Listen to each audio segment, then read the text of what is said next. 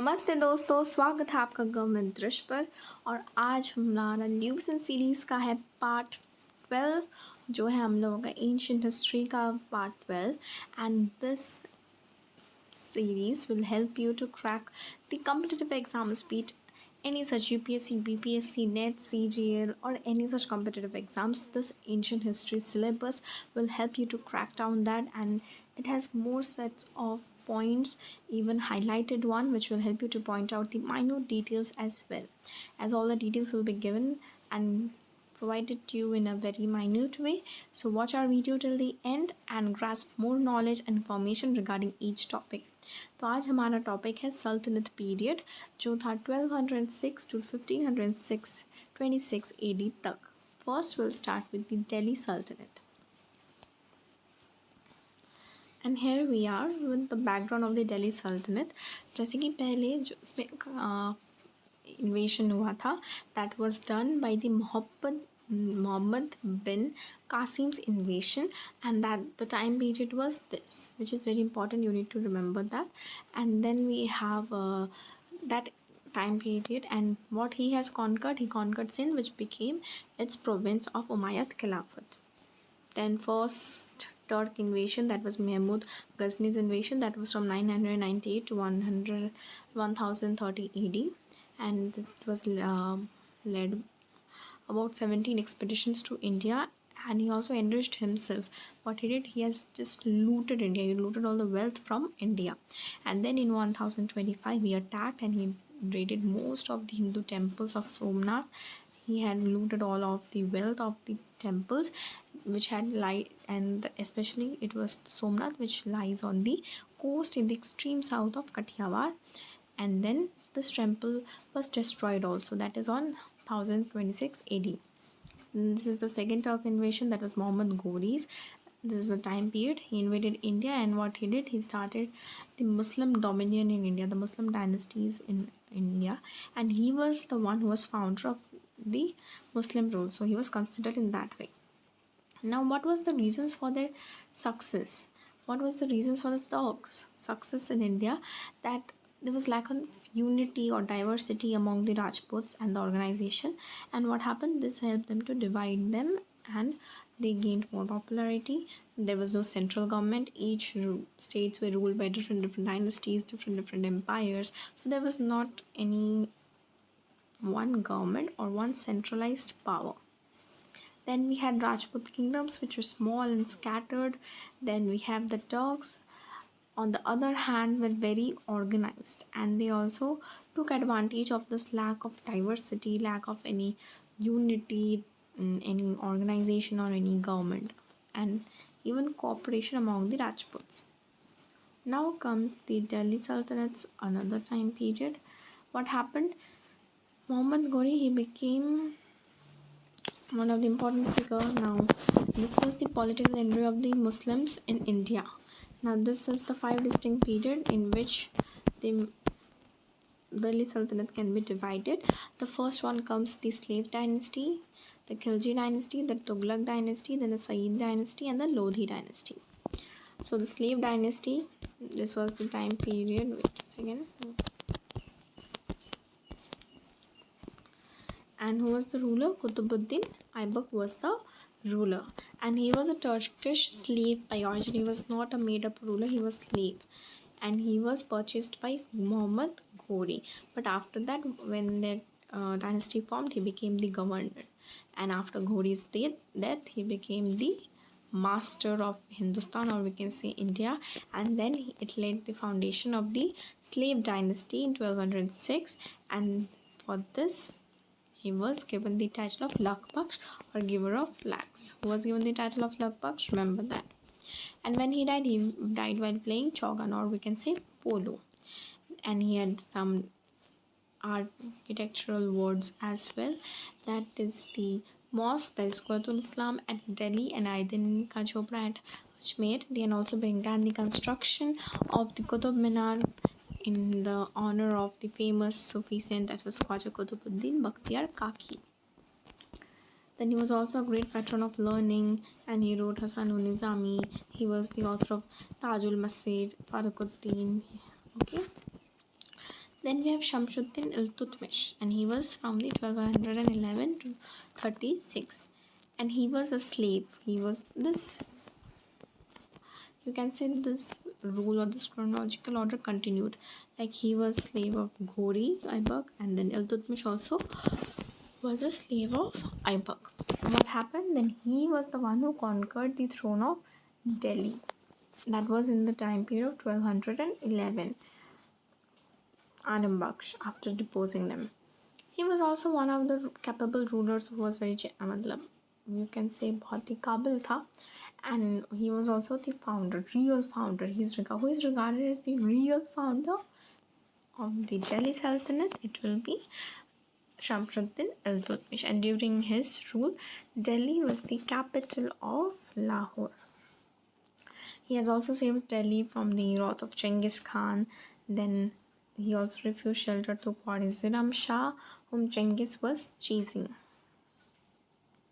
Now, we also can see that he had also introduced many of the coins, which include silver coins, that was Tanga, and the copper coin, that was Jital.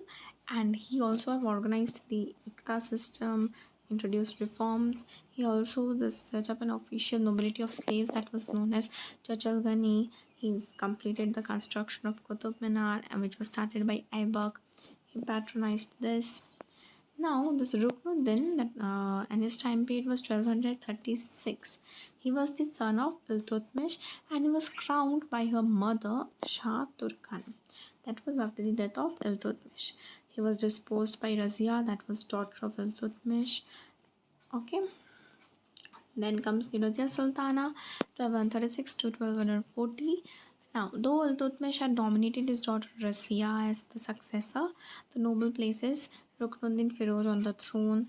Razia got rid of Ruknuddin and ascended the throne. Now, she was the first and only Muslim lady who was the one who has ruled India. Before that, there was no Muslim lady who had ruled India. Now, she was also popular among the people, but he was not so much acceptable to nobles and theologians, as they were not much welcoming to her. Then what happened after the accession? The governors of Multan, Badon, Hansi, and Lahore openly revolted against her. They were all against her, and there was a serious rebellion in Bhatinda. Then Altonia, that was the governor of Bhatinda, they refused to accept suzerainty of Razia, and then he was accompanied by Yakut, and they marched against Altonia. But Altonia got Yakut murdered and imprisoned Razia, and then Razia married Altonia, and both of them marched towards Delhi. Then Razia also became the victim of a conspiracy, and what happened in the end? She was assassinated near Kaithal, Haryana. Then Bairam Shah, who was third son, and he was put on the throne that time by the powerful Turkish council, that is Chalisa. He was considered as the only de jure ruler, while Nalive Malakand was the de facto ruler, main ruler. Then Bahram Shah also lost his life after his failed attempt to assert his authority once on the throne. Then we have Masood Shah, that is 1242 to 46. He was the son of Ruknuddin, but he was disposed of after Bilban and Nasiruddin Muhammad's mother, Malika-e-Jahan, conspired against him and established Nasiruddin Muhammad as the new sultan. Okay, Masood Shah was disposed. Then Nasiruddin Mahmud, that is 1246 to 66, and who was he was the son of Iltutmish, and he was known as the Darwesi king, as he was very pious and very noble. Okay, he died in 1266. Then we have Ghiyasuddin Balban. When did he ascend his throne? He had ascended his throne in 1266. He broke the power of Chalisa and he restored the prestige. This was his greatest contribution. He also created a strong and centralized army to deal with the disturbances and to check on Mongols' oppressions and all, who were a serious threat to Delhi. He also established the military department, that was Divaniyars. He also influenced Balban's conception of kingship. He introduced Sajda and Paibos, that was prostration before the monarch and kissing the feet of monarch. He also destroyed the Mewati Rajputa brigand gauge, the Doab. What happened in these last years? He overlooked the Sultanate affairs due to the death of his eldest and most loving son, that was Muhammad, and it was done by his rebellion, that was one of his most closest slave, that was Tughlaq. Muhammad died fighting the Mongolians while Tughlaq was captured and beheaded. Then we have Kaikobad. He was the grandson of Balban, and he was seated on the throne, that was by Farikuddin. Then Kotwal of Delhi, he also assumed high political authority during the last days of Balban. Now the Khilji dynasty, this was existed during the 1290 to 1320 AD, and Jalaluddin Khilji founded this.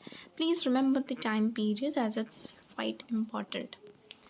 Now, who was Alauddin Khilji? He was a nephew and son-in-law of Jalaluddin Khilji, and Alauddin Khilji was the one who killed him and then succeeded his throne in 1296. He was also the first Turkish Sultan of Delhi who separated religion from politics. He proclaimed kingship, and this was the places that he annexed. Please go through the places. Now, administrative reforms. Now, what he did in order to avoid the problems which were created by the nobles, he issued 4 ordinances. That was the Est ordinance, that was aimed at, if there was any religious endowments, free grants of lands. Then by second ordinance, Alauddin recognized the spy system. That third was the prohibited the use of wine. Fourth ordinance, which was issued by Alauddin, it laid down that nobles should not have social gathering and they should not also intermarry without his permission. Then he also introduced the dark system, branding of horse, chehra. Then he also ordered that all land was to be measured, share was to be fixed by the state. Then the post of special officer called Mustakharaj was also created, and it was for the collection of revenue. Peasants had to pay the produce as land tax. Then Alauddin also fixed all the cost of the commodities. He had set up 3 markets, that was one for food grain. Then each market was controlled by officers called Sehna, and they also used to control the shopkeepers and the prices. Then was Chekon market, was Diwani Risayat. All goods for sale were brought to an open market called Sarai Adal. Remember the markets names. And then forts were built, and most important of them was Alai Fort. And he also constructed the Alai Darwaza, that was the entrance gate of Qutub Minar. Okay, so what is the entrance gate of Qutub Minar? Known as Alai Darwaza. Remember that. He also built thousands of pillars. He was also a patron of art and learning. Amir Khusro, remember, in whose court Amir Khusro was present as the poet musician. Okay. Now, after that of Alauddin, Malik Kafur called Hajar Dinari, he seized the throne, but before Kafur died, he nominated Shihabuddin, that was Alauddin's 6-year-old prince, as king, but imprisoned the eldest prince Mubarak Khan. Kafur was killed by the loyalists of the royal family. Now, Mubarak Khan, after his death, Mubarak Khan was freed from prison, and he worked as regent for Shihabuddin. He captured the throne at the first time that he got the opportunity, but he couldn't rule much. He only ruled for a few years and then gave up this lifestyle. He awarded his lover, that is Mubarak Hassan, authority over army and palace guards, who soon obtained full control over the palace. Then Mubarak Hassan was given the title Khusro Khan by the Sultan, and within months Khusro killed Mubarak Khan and assumed the title of Nasiruddin. Khusro Khan was killed by Qasim Malik, that was the governor of Dipalpur. And now when he tried to propose a rebellion by Qasim Malik and his son Farikuddin Chana, this was the end of the Khilji dynasty and established the Tughlaq dynasty in the throne of Delhi. So this was all about the Khilji dynasty, its rulers, and the minute details of the Sultanate period of each that had ruled, and the time period have mentioned every minute details, every steps, administrative reforms taken by them. So go through all of that, make notes all of that, and frame questions. If you have any questions, then you can comment down and we'll try to answer you as soon as possible. Till then, keep watching us. Meet in our next video with the next series. Take care. See you.